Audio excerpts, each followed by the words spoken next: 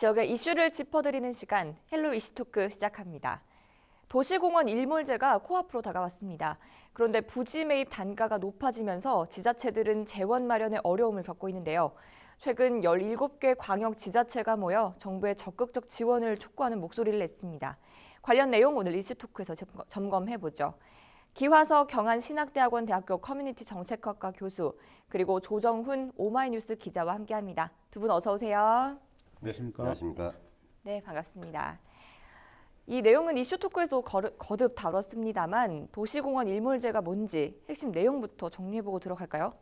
그 낯선 용어죠. 네. 우리가 보통 이제 그린벨트라고 하는 용어는 많이 들어봤을 겁니다. 네. 이제 주변의 산 옛날에 우리가 이제 그 민둥산이 많았죠. 우리가 이제 전쟁 이후에 그 녹지를 만들기 위해서 산림 녹화를 위해서 이제 산의 상당 부분이 이제 그린벨트라고 해서 개발을 못하게 하고 해온 게 있죠.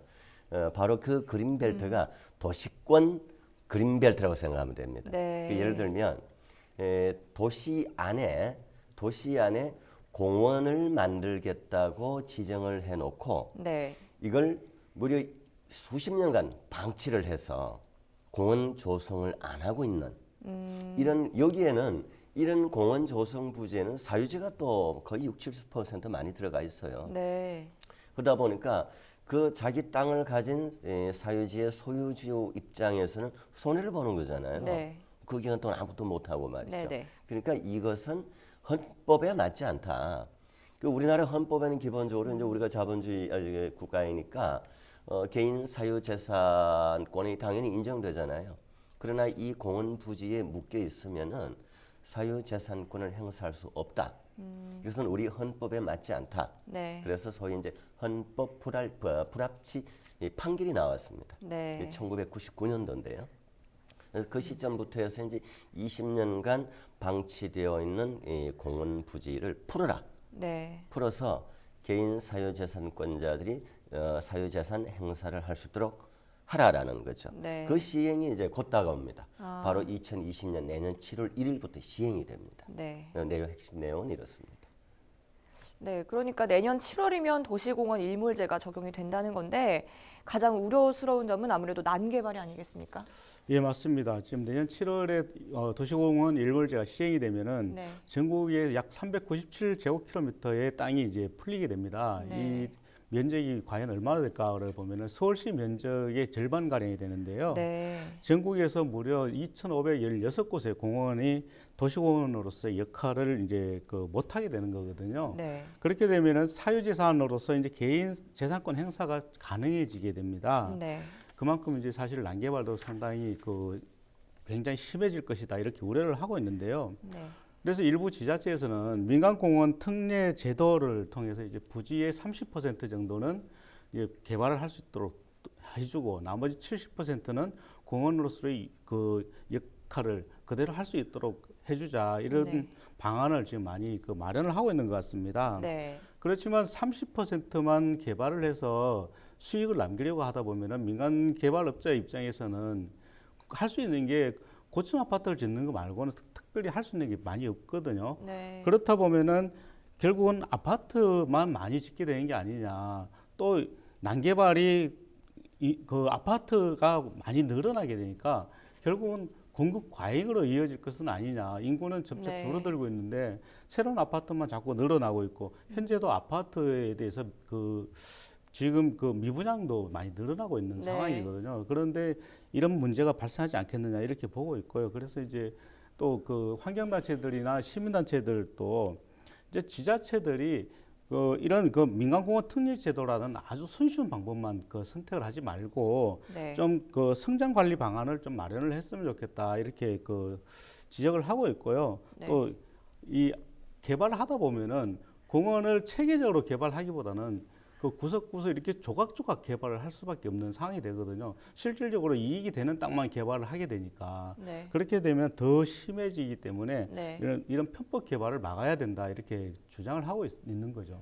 네. 결국 공원 부지를 매입하는 것을 최선의 대안으로 내놓은 실정입니다.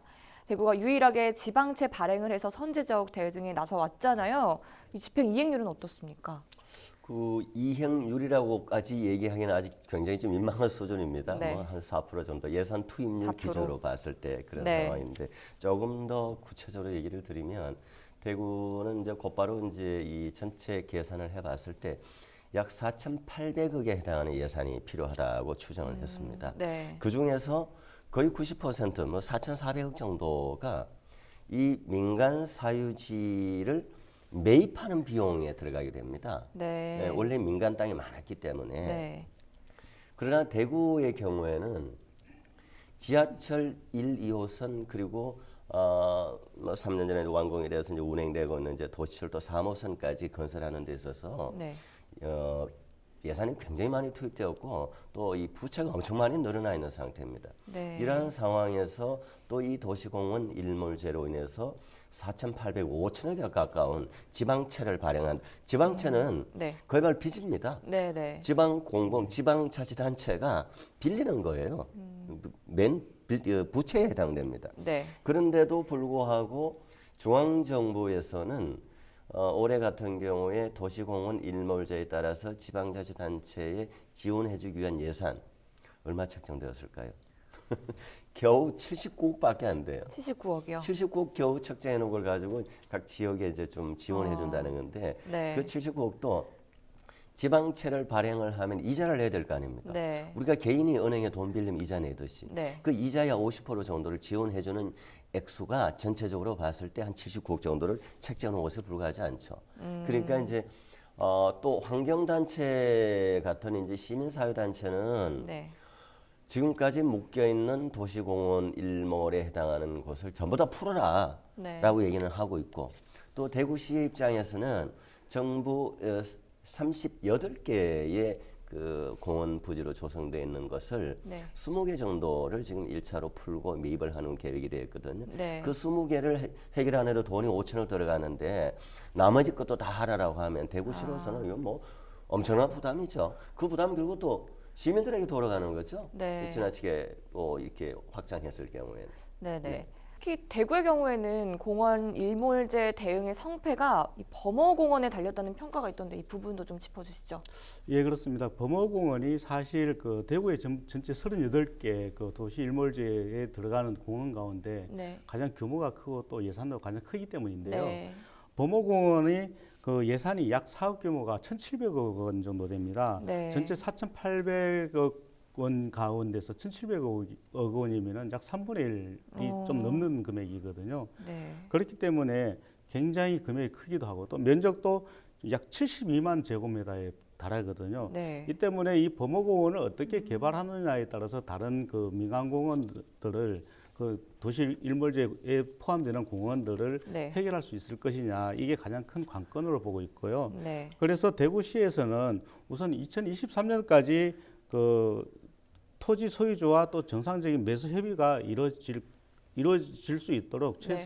최대한 노력을 많이 하겠다라고 밝히고 있고요. 네. 또 이 보상 협의가 안 될 경우에는 나중에는 결국은 이제 법적으로 해결을 할 수밖에 없을 텐데 법적으로 해결 절차를 밟더라도 2025년까지는 그 공원 조성 사업을 완료할 수 있다 이렇게 예상을 하고 있는 것 같습니다. 네. 그리고 또 그 지금 20개 공원 외에 18개 공원에 대해서는 아예 공원을 해제를 해서 민간 개발을 할 수 있도록 하겠다 이렇게 얘기를 하고 있는데요. 네. 이런 공원들이 이제 대구 대공원 그리고 북구에 있는 구산공원 또 달서구에 있는 그 갈산공원 등입니다. 네. 이런 공원에 대해서는 크게 지장을 받지 않을 거라고 보고 있습니다. 네, 문제는 역시 예산이겠죠.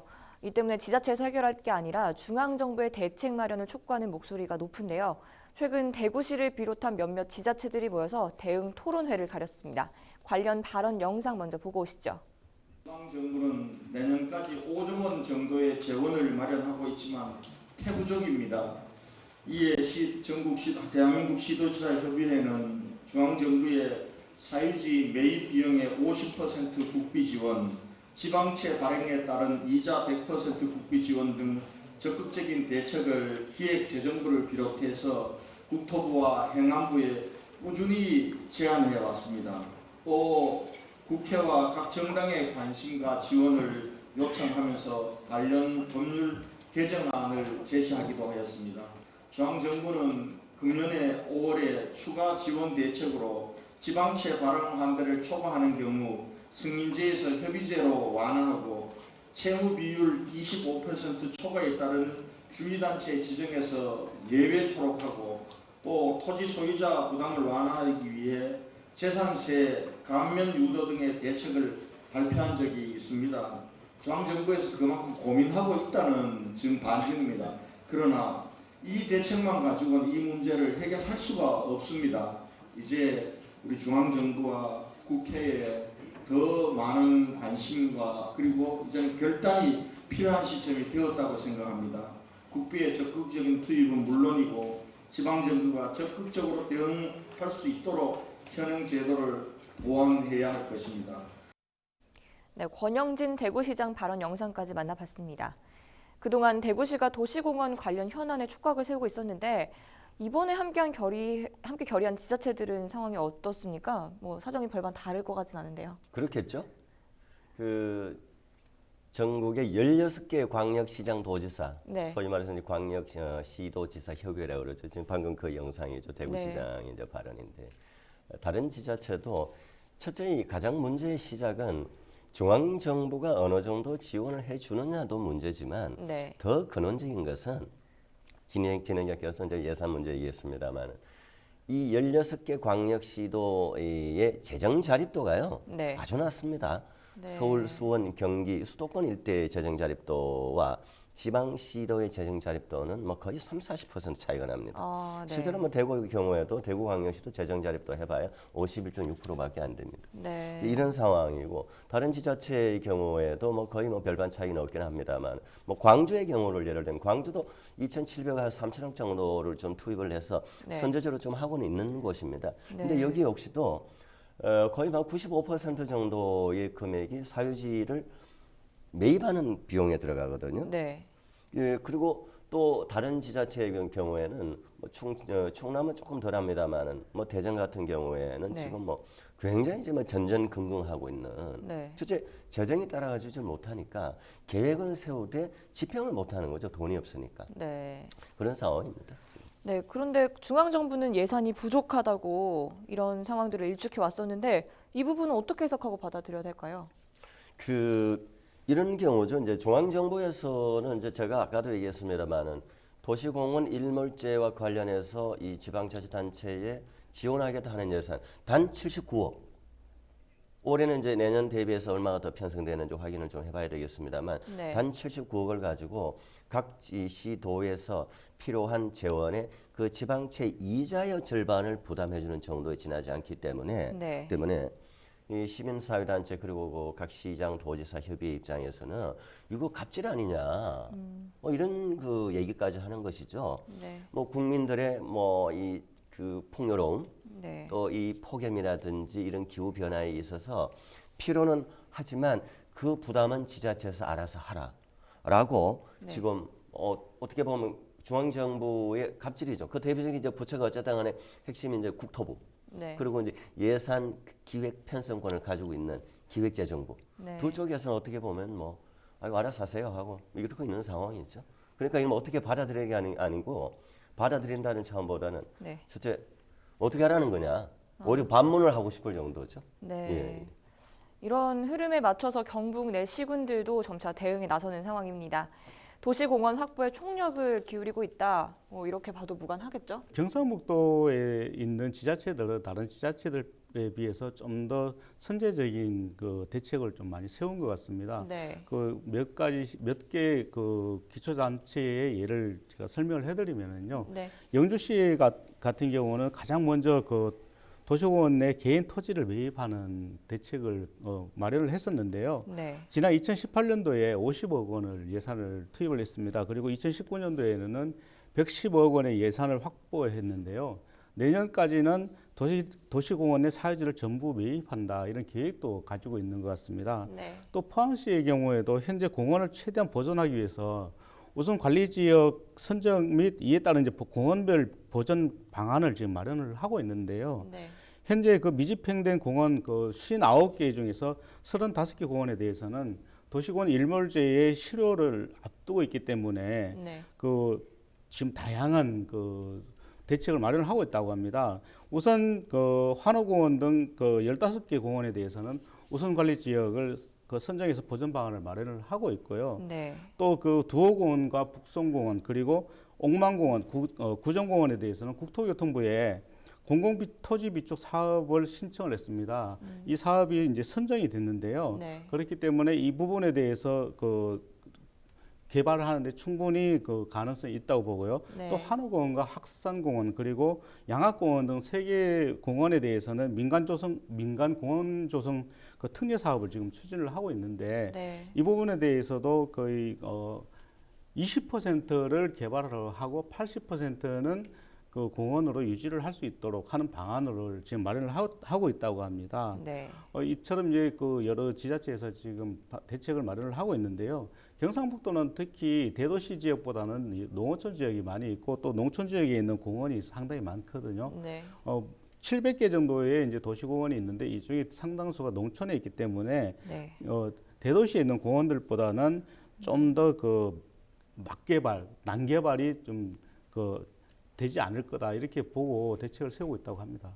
네. 한편으로는 그동안 재산권 행사를 하지 못했던 지주들과의 마찰도 어느 정도 예상이 되는 대목이 아니겠습니까? 이건 당연하죠. 이건 뭐 이 도시공원 일몰제 얘기가 나올 때부터 해서 가장 우려스러웠던 부분이 바로 그 부분이죠. 네. 그러면 이제 그 지자체가 사유지를 매입할 때 기준이 있어야 될 거 아닙니까? 네. 어떤 기준으로 그 금액을 산정하느냐라는 거죠. 네네. 보통 이럴 경우는 이제 공공기관에서 하는 기본적인 것이 이제 공시지가라는 게 있습니다. 네. 예, 보통 우리 이제 집값이라든지 땅값도 이제 보통 공시지가가 있고, 그 다음에 또 하나는 실거래가가 있죠. 네. 그리고 또 뭐 또 호가라는 것도 있죠. 부르는 금액, 네. 실거래가. 그리고 기본적으로 이제 공시지가가 있는데 공시지가를 기준으로 했을 때는 지주들은 받아들일 수가 없다.